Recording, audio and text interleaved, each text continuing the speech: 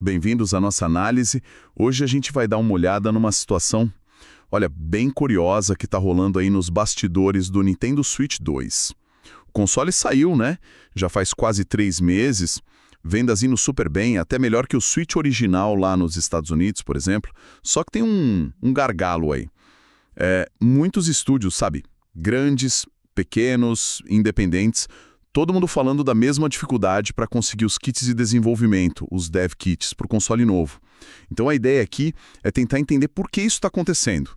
A gente tem uns relatos interessantes, principalmente do pessoal da Digital Foundry, depois da Gamescom agora em 2025. Vamos investigar isso aí. Exato, é essa desconexão que chama atenção, né? O console é um sucesso de vendas logo de cara, mas quem faz os jogos para ele tá penando para conseguir a ferramenta básica. Os relatos da Gamescom, que é um evento gigante lá na Europa, mostram isso. Acesso difícil e uma orientação da Nintendo que é, no mínimo, esquisita. Vamos começar por aí mesmo, por essa dificuldade que parece bem espalhada. O John Lineman, lá da Digital Foundry, que faz aquelas análises técnicas super detalhadas que a gente conhece, conversou com vários desenvolvedores na feira e o que ele ouviu foi meio que um coro. Tá muito difícil conseguir dev kit do Switch 2 agora. O pessoal quer fazer jogo otimizado para o hardware novo, mas cadê a ferramenta? Não chega. E aí, olha, a coisa fica mais estranha ainda. O Lineman soltou uma informação que deixou muita gente de orelha em pé. Motivando os desenvolvedores a, por enquanto, focar no Switch 1. Tipo, lança para o console antigo e confia na retrocompatibilidade para o jogo rodar no Switch 2. Essa parte aqui é muito curiosa, né? Sugerir focar no hardware antigo justo quando você tem um console novo, mais potente, no mercado. Parece ir contra a lógica. A retrocompatibilidade é ótima, claro, para o jogador ter acesso a mais jogo, mas não substitui um jogo feito pensando no hardware novo, né? Com certeza. Você compra um videogame novo esperando ver do que ele é capaz. E não só rodar jogo antigo um pouco melhor, talvez. Pois é. E para o desenvolvedor, é meio frustrante, imagino. É como ter um carro de corrida e te falarem para andar só na primeira marcha porque, ele anda assim também. Não faz muito sentido, né? Exatamente. Cria uma tensão. A promessa do hardware novo contra a realidade do desenvolvimento agora.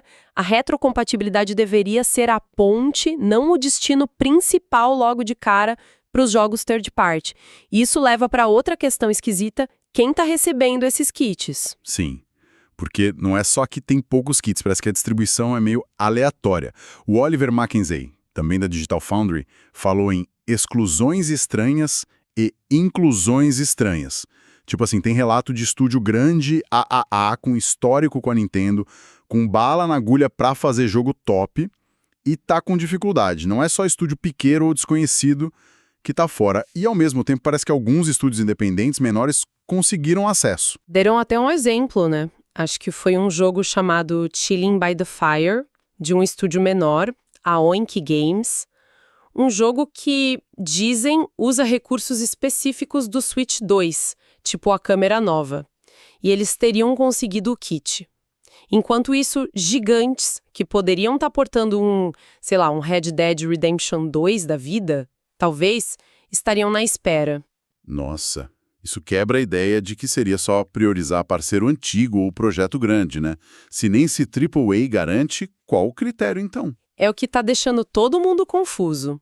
Essa falta de clareza, como que um estúdio se planeja, como aloca gente, define prazo para o Switch 2, se não sabe quando vai ter a ferramenta para trabalhar direito. Não parece ser só por relacionamento, nem só por tamanho, nem só pelo potencial do jogo. É um mistério mesmo. E talvez seja bom a gente reforçar rapidinho porque esses dev kits são tão importantes. Alguém pode pensar, mas o console não está na loja, compra um e usa para desenvolver. Essa dúvida surge, mas não é bem assim. Um dev kit é muito mais que um console normal que a gente compra. É uma versão tunada do hardware, ele vem com software extra, interfaces diferentes, tudo feito para facilitar a vida de quem está criando o jogo. Permite um acesso muito mais fundo no sistema. Tipo o quê, por exemplo? Que tipo de acesso? Olha, ferramentas para achar bugs, o tal do debugging, sabe? Essencial. Ferramentas para medir performance, tipo quantos frames por segundo tá rodando, quanto tá usando de processador, de placa de vídeo, de memória, com uma precisão que você não tem no console da loja. Dá para testar coisa específica, forçar a situação, ver o que acontece se mudar uma linha de código. É o controle total para poder otimizar o jogo de verdade. Entendi. Então, sem o Dev Kit, o máximo que o desenvolvedor consegue é fazer o jogo rodar via retrocompatibilidade, mas sem conseguir lapidar ele para o Switch 2 mesmo. Basicamente isso. Fica limitado. Não consegue usar todo o poder gráfico novo, não otimiza para o processador diferente, não testa direito os recursos novos que dependem do hardware do Switch 2. O resultado pode ser um jogo que funciona, claro, mas que não chega no potencial máximo que poderia ter naquele console. E talvez aqueles relatos da Gamescom mostrem um pouco disso, né?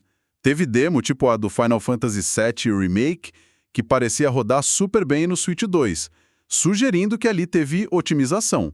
Mas teve outros comentários sobre Elden Ring, por exemplo, um jogo que todo mundo queria ver, falando de problemas de performance, principalmente no modo portátil. A gente tem que ter cuidado para não ligar uma coisa na outra direto, porque performance depende de 1000 fatores. Mas faz sentido pensar que quem teve acesso ao Dev Kit mais cedo ou por mais tempo conseguiu um resultado melhor. Quem tem a ferramenta certa trabalha melhor. Quem não tem ou pega tarde talvez tenha que lançar algo menos polido ou depender só da retrocompatibilidade mesmo, que nunca vai ser o ideal para o hardware novo. Ok, então a gente entendeu o problema. Falta kit, distribuição estranha, orientação para focar no antigo e entendeu por que o kit é crucial. A pergunta de 1 milhão é: por quê? Por que a Nintendo está fazendo isso? Tem alguma ideia? Olha, tem algumas hipóteses rolando por aí, né, tentando explicar essa estratégia. Uma que faz bastante sentido é o gerenciamento da transição entre gerações. O Switch original vendeu, mais de 140 milhões. É gente pra caramba. A Nintendo não pode simplesmente abandonar essa galera toda de uma vez. Então a ideia seria manter o Switch 1 vivo, com jogos novos por mais tempo, mesmo que isso signifique segurar um pouco o potencial do Switch 2 no começo, meio que um equilíbrio. Pode ser parte da conta, sim. Incentivando o jogo para o Switch 1, que também rode no 2, você agrada os dois públicos.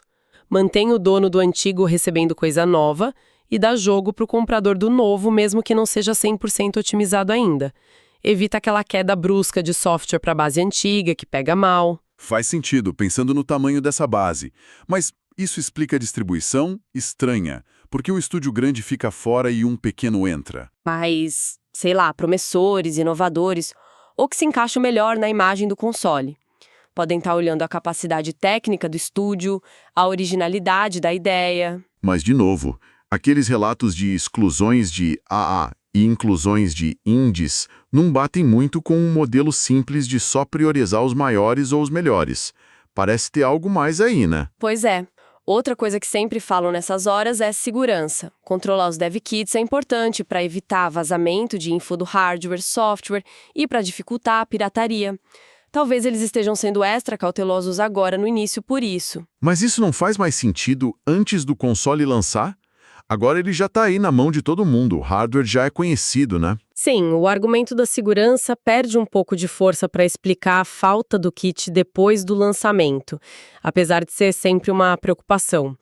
O que nos leva a uma outra possibilidade, olhando para o passado da Nintendo. Que seria? Um possível retorno a velhos hábitos. Lembra da época do Wii U? Antes do Switch original conseguir atrair tanto desenvolvedor de fora, a Nintendo teve fases onde o suporte a third parties, principalmente os menores ou que não eram parceiros de longa data, era considerado meio fraco. Tinha reclamação de dificuldade para ter acesso às ferramentas, documentação ruim, comunicação devagar. Você acha que pode ser um pouco disso? Um foco tão grande nos próprios jogos da Nintendo, no First Party, que o suporte para os parceiros acaba ficando em segundo plano nesse começo de geração, mesmo sem querer? De que não dá para descartar. A Nintendo sempre vai priorizar, e com razão, a qualidade e o lançamento dos seus próprios jogos. Talvez, na correria e na complexidade de lançar um hardware novo, a logística de distribuir dev kit para todo mundo não tenha tido a atenção ou os recursos necessários para ser mais eficiente e transparente. Pode não ser uma política de vamos dificultar, mas um reflexo de onde as prioridades estão nesse momento. Entendi. Bom, seja qual for a mistura de motivos, transição, qualidade, segurança, foco interno ou só problema de logística mesmo, o fato é que essa dificuldade tem consequências reais, né? Para os desenvolvedores, deve ser frustrante pra caramba. Nossa, sem dúvida. Imagina ter a ideia perfeita para o Switch 2 ou ter um jogo pronto para portar e ficar travado porque não consegue a ferramenta básica.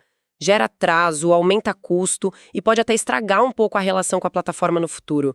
Aquela boa vontade toda que a Nintendo conquistou com os devs na era Switch pode sofrer um arranhão se isso demorar para resolver. E pra gente que joga ou tá pensando em comprar o Switch 2, qual o impacto na prática? O mais óbvio é que a gente pode demorar mais para ver jogos que realmente mostrem a força do console novo. A biblioteca inicial pode ficar mais dependente de jogo do Switch 1 rodando por retrocompatibilidade ou de portes que não estão no ponto ideal. Isso significa que o tal salto de geração pode parecer menor no começo. A gente vai ver jogo que funciona, mas talvez sem aquele fator uau que a gente espera de um console novo logo de cara. Exato. E em casos piores, essa dificuldade pode levar até adiamento ou cancelamento de jogo para o Switch 2. Teve um caso concreto disso que falaram, né? Acho que um jogo de sinuca Pool Pro, parece que cancelaram a versão do Switch 2 justamente porque não conseguiram o dev kit a tempo para o cronograma deles. É um jogo a menos na plataforma por causa disso. Caramba! Então, resumindo o cenário todo, temos um console novo, o Switch 2, vendendo super bem, maior sucesso. Mas, ao mesmo tempo, quem faz os jogos para ele está com uma dificuldade enorme para pegar as ferramentas. E a própria Nintendo parece estar com uma estratégia meio confusa de distribuição desses kits, até sugerindo focar no console antigo por enquanto. É um paradoxo. É totalmente paradoxal. Sucesso de venda de um lado e atrito no desenvolvimento do outro. Levanta umas perguntas sérias sobre como a Nintendo pensa em cuidar do apoio third-party para o Switch 2 a longo prazo. Historicamente, esses problemas de acesso a kit costumam se resolver com o tempo. A produção aumenta, as coisas se ajeitam, mas o jeito que está sendo feito agora, a comunicação está gerando mais dúvida do que o normal, parece. Fica então a reflexão para quem acompanha, né? Essa abordagem inicial da Nintendo, seja lá qual for o motivo real, é só uma turbulência de começo de geração, um ajuste logístico dentro de um plano maior? Ou essa dificuldade agora pode deixar uma marca?